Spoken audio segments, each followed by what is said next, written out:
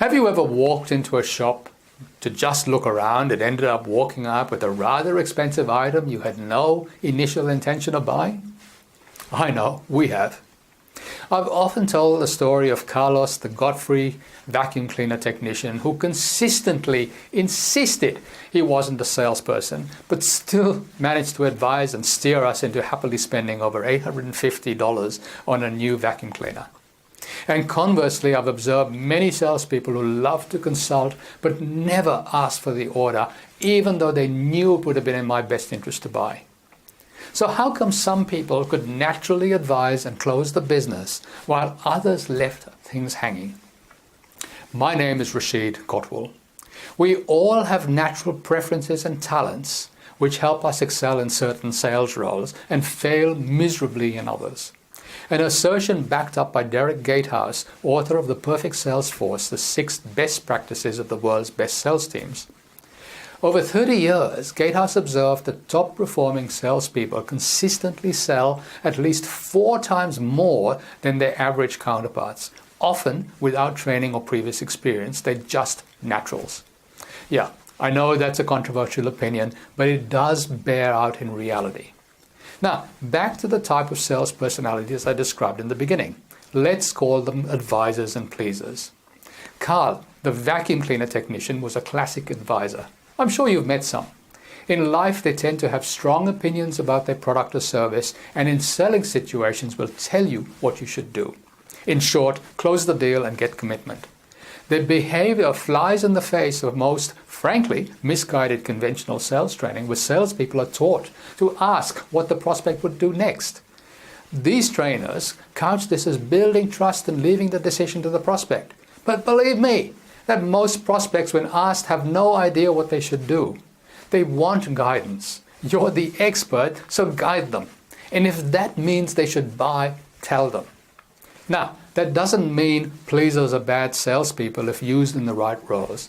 They are great relationship builders, open people up and gain deep levels of rapport so customers like and trust them. And as such, they make excellent customer service reps. Often nothing is too much trouble, but ultimately they're too empathetic and don't know how to respond to the classic, I'll think about it or we'll let you know. And they feel that all these closing techniques are manipulative and pushy. They think if the client needs to think about it, they should be allowed to do so.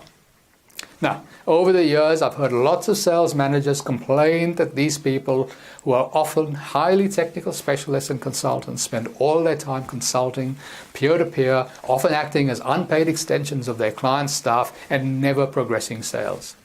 And I've seen this happen from blue-collar reps who visit factories to extremely highly paid professional consultants who believe their role is to fix problems but not sell.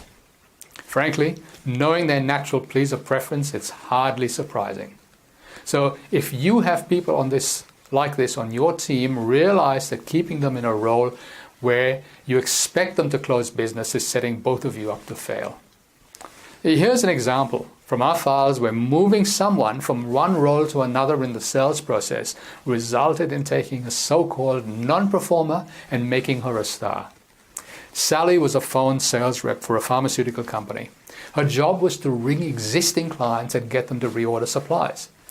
Sally loved talking to people, so we'd spend heaps of time chewing the fat with the pharmacy frontline staff, but not actually getting any orders. Not making quota, she was on her last legs with the company until I suggested moving her to a role where she opened up new accounts. Here, her ability to build rapport with pharmacy owners came to the fore. Her skill was in opening accounts, not further selling. And in short order, she became one of the organization's best performers. Sally had real talent, and by thinking outside the box and considering her personality and the role, both she and the organization won. Remember, as the leader, it is your responsibility to fit the person to the role. Wrapping up, if you have concerns that someone in your team isn't in the right role or overall team performance isn't up to par, give me a hoy.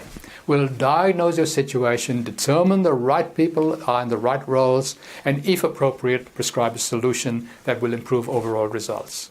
And finally, if you like this video and find it useful, I'd really appreciate you hitting the like button, sharing it, and leaving a comment below. Until next time, this is Rashid Kotwal. Happy selling.